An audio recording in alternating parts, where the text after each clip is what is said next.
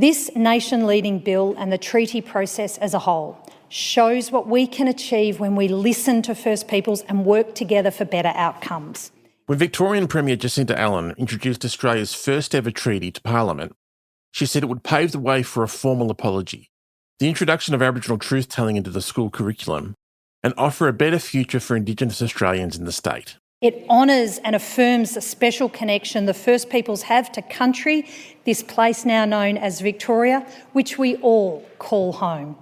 It reckons with the wrongs of the past and sets a new course, guided by truth to a better future. The treaty is the culmination of almost a decade of work, establishing the First Peoples Assembly who led the negotiations and delivers on voice, treaty and truth, the three pillars of the Uluru Statement from the Heart, making Victoria the first state in the country to achieve this.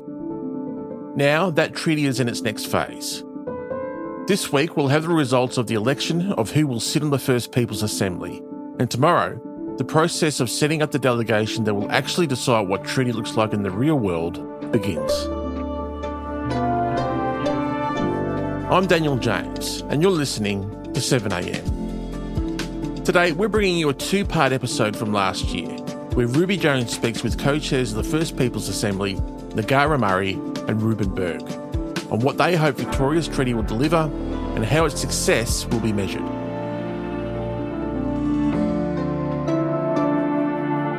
It's Sunday, April 26. This episode first aired in September 2025.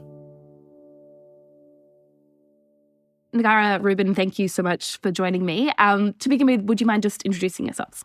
Yeah, hello, Ngarra Murray, Wamba Yordi Order Jar Jabarang and Dirora woman and elected co-chair of the First Peoples Assembly.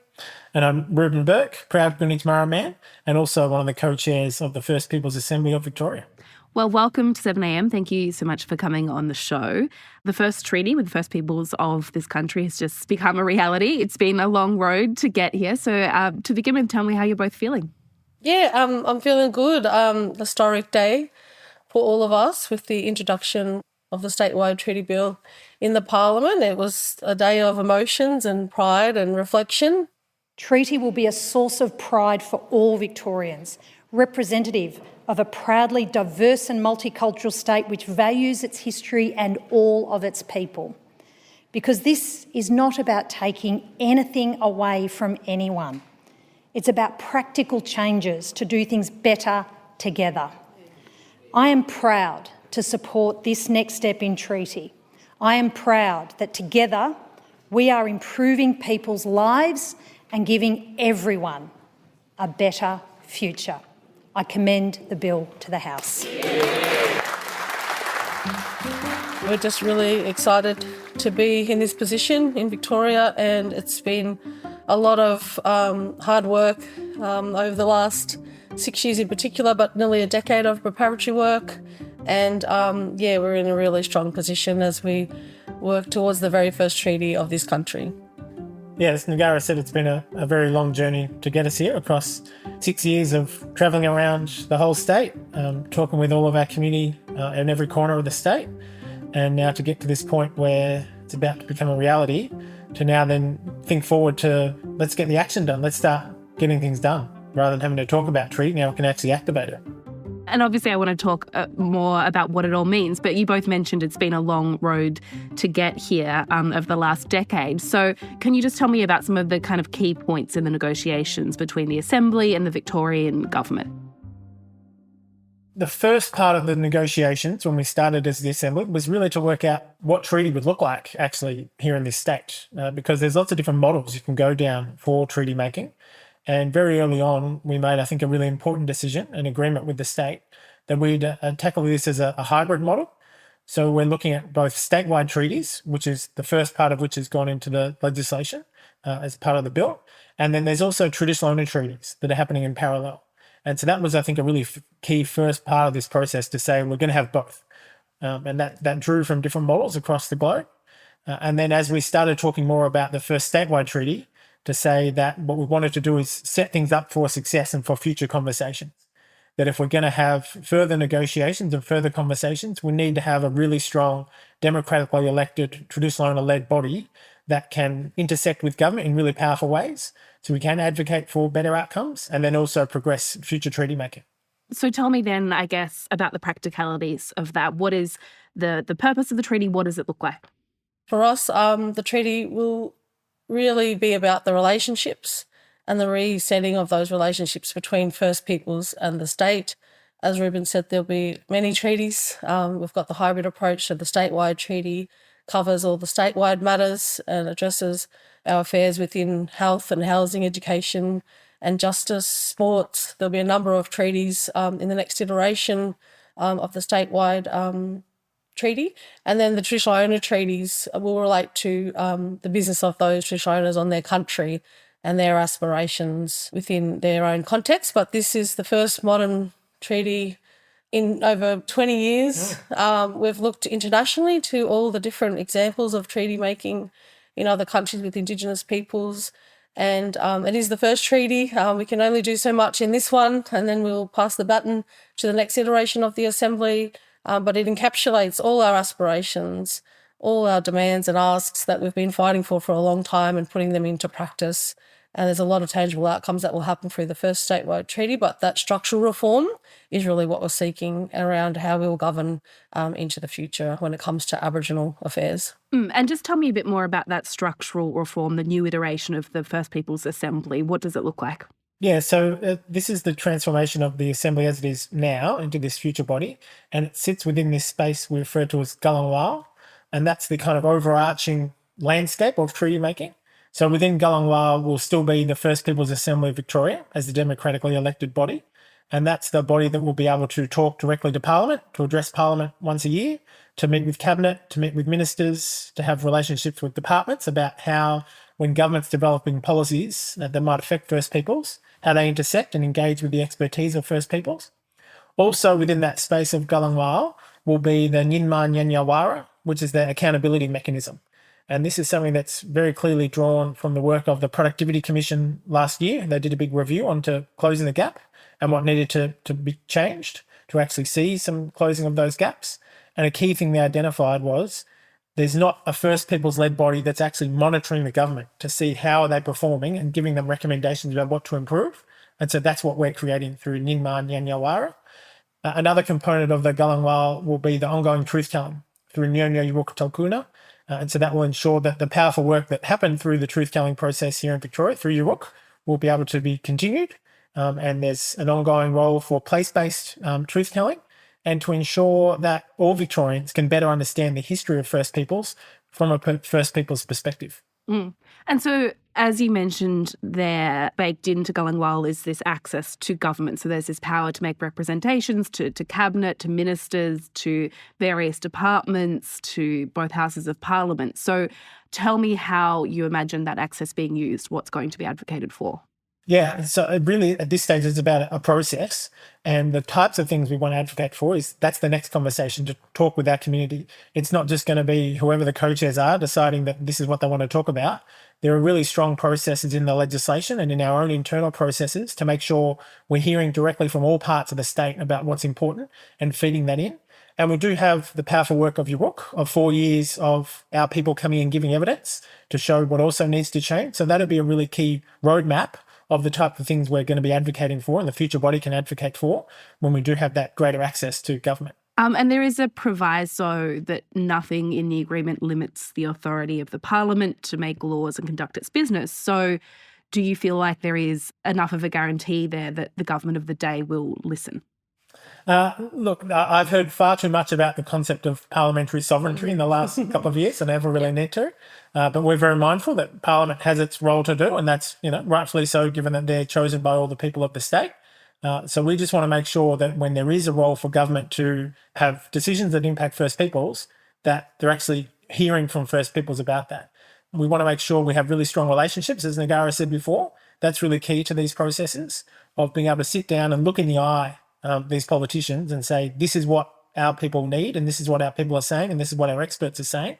And hopefully that sees the change. But if not, we can keep coming back to the table and having those conversations and understand if that's not the approach they think will work, what will, and how can we make that work even better.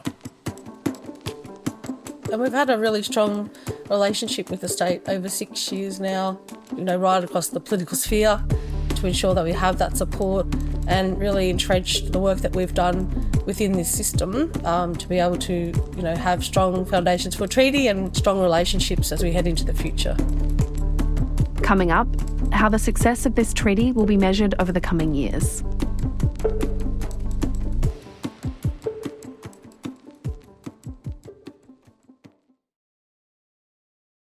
So, Rueben and Ngarra, as part of this treaty, primary and secondary school children will learn more about Victoria's First Peoples. There's going to be a new curriculum developed using some of the findings of the York Commission. So tell me a bit about what might be taught and what you're hoping that that will achieve.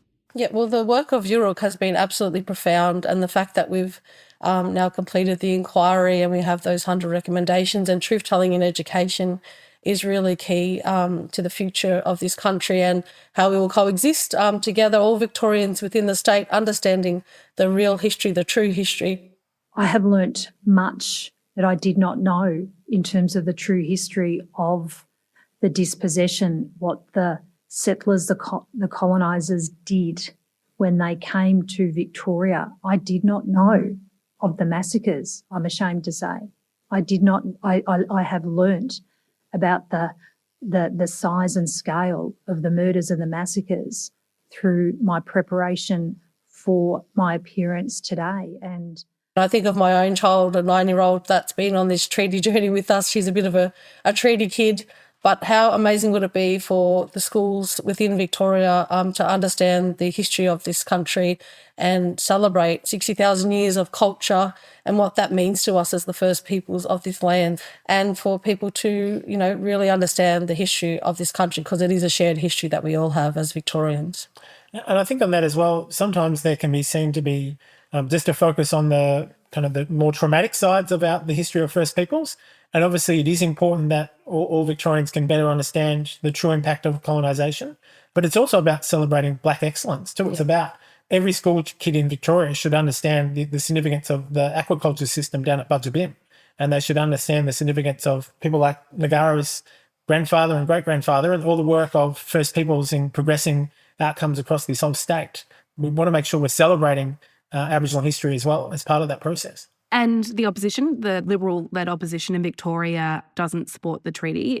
It's still a voice to Parliament. The government are trying to put through a voice to Parliament without taking it to the Victorian community. Is that disappointing? It's disappointing. We've worked really hard to build relationships with the opposition this term, and we've got an open door policy, so we'll continue that dialogue with the opposition. But yeah, it's disappointing. We work hard on our relationships, and I think we'll just continue to do that. I think they kind of showed some of their true colours within the Parliament, but I think for us, we'll just continue the dialogue with the opposition.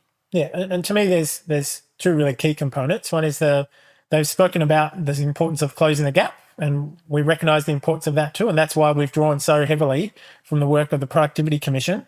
If I was going to say who knows best about what might need to change for closing the gap, it's First Peoples and a Productivity Commission that has done an in-depth review into what needs to change. And so we're delivering on those things from the Closing the Gap review. And also just to note that this is happening. There's going to be a treaty error, and we need to make sure we can use that to best benefit for all Victorians and to get better outcomes. But it's something that's going to be there, and we're happy to work with all sides of government to make that work as effectively and efficiently as possible. Mm. And this is the first Australian treaty. You mentioned that international examples were looked at while this was being formulated. Can you tell me a bit more about that and the lessons that you've taken from elsewhere? Yeah, there's a lot of learnings and lessons, and we speak really closely with our different, Indigenous brothers and sisters across the globe, and we've recently visited Aotearoa with the Māori to have some strong relations there, to learn from their treaties and the history of the Treaty of Waitangi. We talk with the mob in the States, like with the Native American mob and the British Columbian mob, Sami. We've looked at all the different examples, and I think from Ruben's perspective, we've got a possum skin cloak analogy where we've put together some of the best examples and learnings of successful treaties, and we've adapted that and tailored that to our approach, and I think we're in a really strong position, and we've got a lot of support right across the globe. And I know that a lot of Indigenous peoples and even our different countrymen and women across the different jurisdictions of Australia are watching and supporting us from afar. So it's pretty exciting to think that we will have a treaty in a modern context, and the very first one of its kind in Australia. Yeah, and we often talk a lot about how Victoria is leading the way in a national perspective, but we're just catching up with the rest of the globe. Like Commonwealth countries have had these treaty processes in place for a long, long time now. So it really is important to see this from a global perspective. And so how will you measure the success of this treaty in, say, 5 or 10 years' time? How big is the scale of the change that you hope that this will make? Yeah, I think that our community will be the measures of success, and hopefully we see our communities continue to thrive and see the ability to actually take control of our own lives and actually thrive in our own communities and have our culture be really strong. That's what we're looking for, and we want to make sure that we have all of our community participating and involved in these processes, and that'll be, from my perspective, the true measure of success. I think a key issue we've faced in a lot of these spaces is that so often what success looks like is dictated by external measures, where government are deciding that these are the measures of success. And now we're entering into a process where we as First Peoples will be able to determine what we think success looks like and measure that against our own ideas, which is really important. Well, Ngarra, Rueben, thank you so much for your time. Thank you. Our pleasure.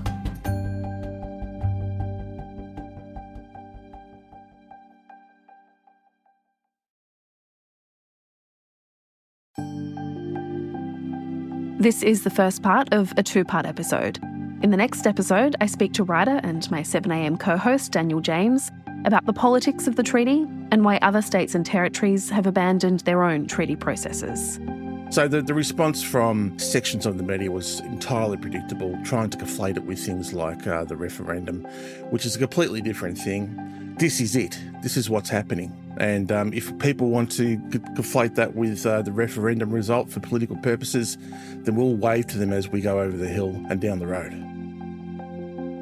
It's called The Politics and Pushback, and it's in your feed now.